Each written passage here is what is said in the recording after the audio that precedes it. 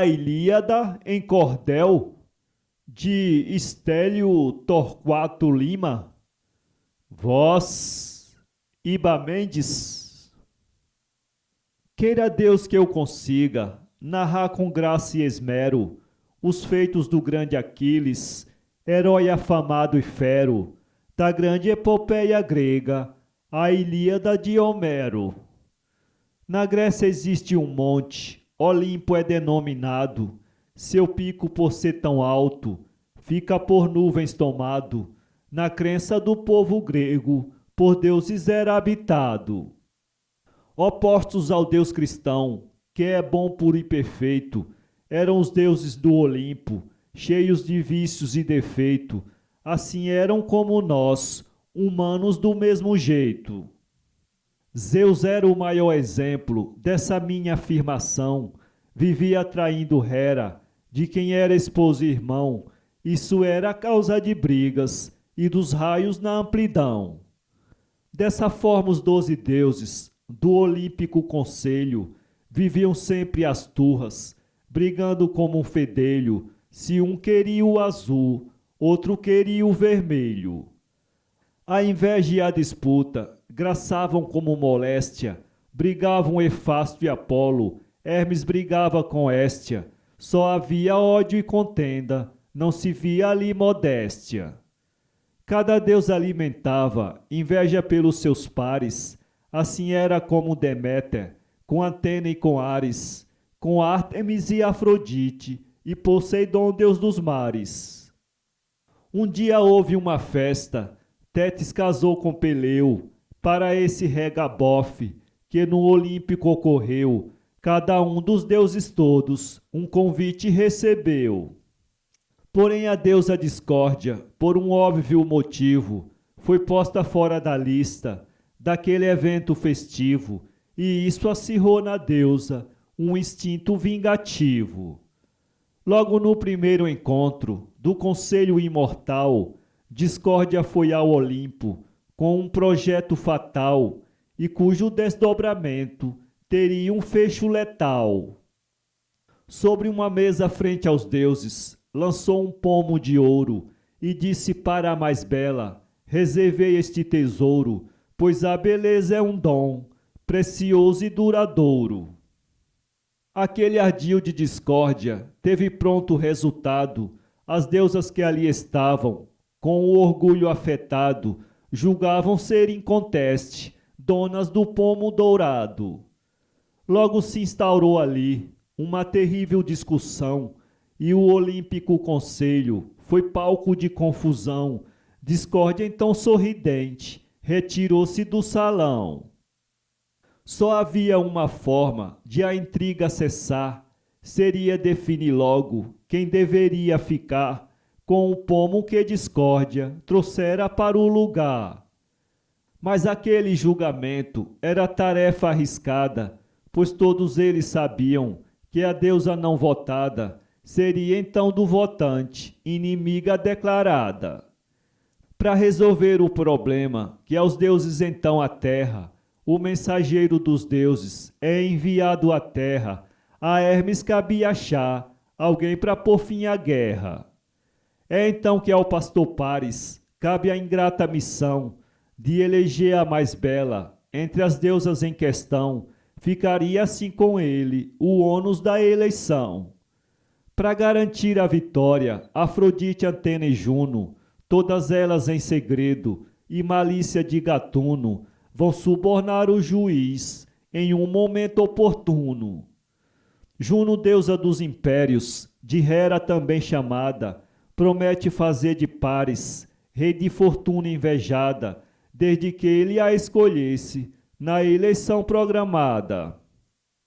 Pouco depois vem Atena, deusa da sabedoria, promete que o pastor Paris um grande sábio seria, se ele a indicasse na eleição que haveria. Por fim lhe chega Afrodite, eterna deusa do amor, oferta em troca do voto, fazer dele um sedutor, da mulher que ele quisesse, se tornaria o senhor. Paris era apaixonado pela bonita Helena, por isso deixou de lado os dons de Hera e Antena. Seu voto foi para Afrodite, cujo dom valia a pena. Afrodite foi eleita, a mais bela e imortal, e Paris roubou Helena, mulher do rei Menelau, eis a origem da guerra, a do cavalo de pau. Pois acontece que Paris não era um mero pastor, seu pai chamava-se Príamo, rei de prestígio e valor, da muito afamada Troia, terra de grande esplendor. Essa filiação real era ele novidade. Paris cria que pastores eram seus pais de verdade, eles o tinham criado desde a mais tenra idade. Paris fora abandonado num bosque para morrer, pois um profeta previra, Troia irá padecer por causa deste menino que acabou de nascer. Um pastor que então passava, ouviu o menino a chorar, tomando o bebê para si, levou-o para seu lar, e assim Paris cresceu, sem nada a desconfiar. Agora, ao saber ser filho de um rei forte e poderoso, Paris seguiu para a Troia com seu troféu precioso, que era a bela Helena, dona de olhar gracioso. Mas tinham os reis da Grécia um acordo bem selado, eles se aliariam, se um deles fosse atacado, assim o rei espartano foi por todos apoiado. Então Troia se tornou inimiga ao povo grego, este sedento de sangue, como um horrendo morcego, partiu em vários navios e acabou-se o sossego. Estava entre os gregos que cruzavam o Egeu, o filho da deusa Tétis e do grande rei Peleu, Aquiles era o nome do herói que cito eu. No Estige rio famoso, Tétis o filho banhou, isso o tornou invencível, exceto onde não molhou, ou seja, nos calcanhares, onde a mãe o segurou. Outro herói muito afamado da troiana expedição foi o valoroso Ulisses, mestre da persuasão, pai do cavalo de pau, sua grande criação. Com Ulisses e Aquiles, os gregos tinham vantagem, eram duas excelências, o saber e a coragem, os dois se complementavam, dando aos gregos boa margem. Foi assim por 9 anos, naqueles campos de luta, as vitórias se seguiam, como prêmio de disputa, e assim a hoste grega grandes vitórias computa. Mas um dia Agamenon, dos gregos o comandante, tomou Briseida de Aquiles, sua escrava e amante, este negou-se a lutar, daquele dia em diante. Sem a força de Aquiles, sobreveio o fracasso, a derrota era frequente e o êxito escasso, corpos se multiplicavam como estrelas pelo espaço. No acampamento grego, também a peste graçava, que enviada por Apolo, muitos guerreiros ceifava. Essa terrível notícia os troianos alegrava. Agamenon perturbado pede que Ulisses o acuda para convencer Aquiles a lhe prestar sua ajuda, mas a Aquiles não comove e a situação não muda. Seguem-se as derrotas gregas e a grande mortandade, ambas a peste e a guerra, ceifam almas sem piedade, muitos filhos de guerreiros conhece a orfandade. Um fato, porém, altera o curso da narração. Patroclo, por quem Aquiles nutria grande afeição, veste os trajes do herói e pro embate segue então.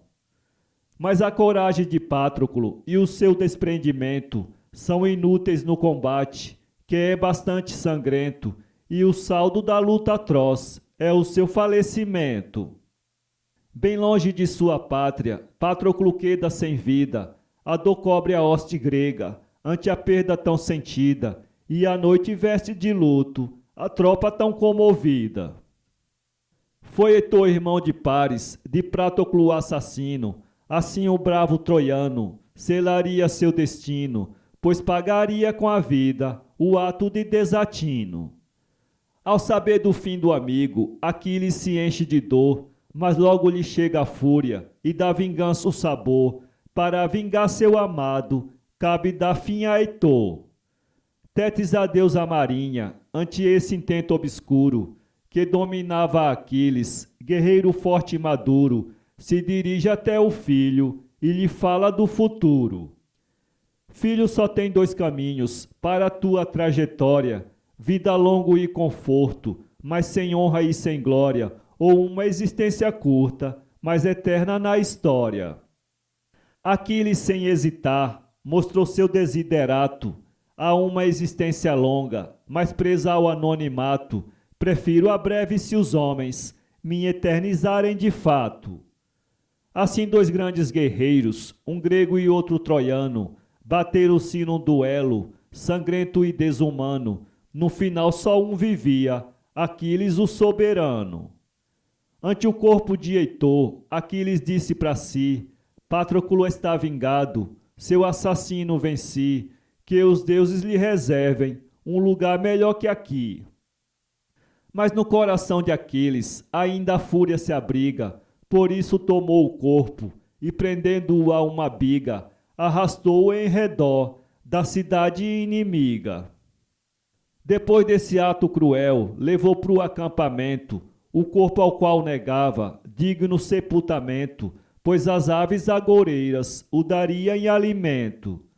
Tais sombrios pensamentos punham o herói absorto, mas de súbito lhe chega o pai do troiano morto, o próprio rei em pessoa, vinha buscar conforto. O cadáver de meu filho, lhe peço por piedade, respeitador de um pai, a quem a tristeza invade, quero enterrar meu filho com toda a dignidade. As lágrimas do troiano fazem Aquiles se lembrar que Peleu, seu nobre pai, nunca o irá sepultar, por isso atende ao pedido que o rei veio apresentar. Mas depois do belo gesto do herói nobre e viril, mais sangrenta do que nunca, recomeça a guerra vil, a cruel carnificina, sob o manto azul de anil. É quando o maior dos gregos deixa de vez de lutar, a lança cruzou o espaço e feriu-lhe o calcanhar, seu corpo caiu ao solo para na história entrar. Sem o seu maior guerreiro, a legião quase desiste, chega o 10º ano e Troia ainda resiste, vai crescendo o desânimo naquele cenário triste. É quando o hábil Ulisses tem a ideia genial do cavalo de madeira que pôs à guerra um final, o artefato engenhoso se mostraria letal. No bojo do tal cavalo entraram vários soldados, escolhido entre os melhores, todos muito preparados no manejo da espada e de corpo bem dotados. Deixaram o presente grego ante a porta reforçada, que dava acesso à Troia e há anos estava fechada. Os gregos então fingiram que batiam em retirada.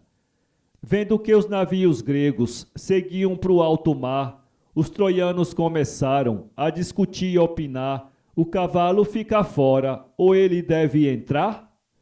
Julgando ser um presente pelos deuses enviado, os troianos decidiram que o cavalo agigantado, transportado então seria para o reino fortificado. Então foram festejar sua pretensa vitória sobre os inimigos gregos que travaram luta em glória contra os audazes troianos, celebrizados na história. Mas dormindo os troianos, os gregos logo deixaram o desconforto do abrigo, onde antes se instalaram, e com muita crueldade os troianos dizimaram. Troia assim foi destruída pelas medonhas tolices dos troianos que abrigaram uma das invencionices, vindas da inteligência do valoroso Ulisses. Vitoriosos os gregos foram para sua nação, Menelau trazia Helena, causa da tribulação, e assim termina a história, narrada com devoção. Mas a fúria de Afrodite, vendo de Troia o final, não permitiu que Ulisses, pai do cavalo de pau, retornasse para casa e sossegasse afinal. A saga do bravo Ulisses é o tema de outra epopeia, produzida por Homero e que se chama Odisseia. Depois eu conto essa história. Não acho uma boa ideia? Inscreva-se em nosso canal e visite nosso blog www.poeteiro.com.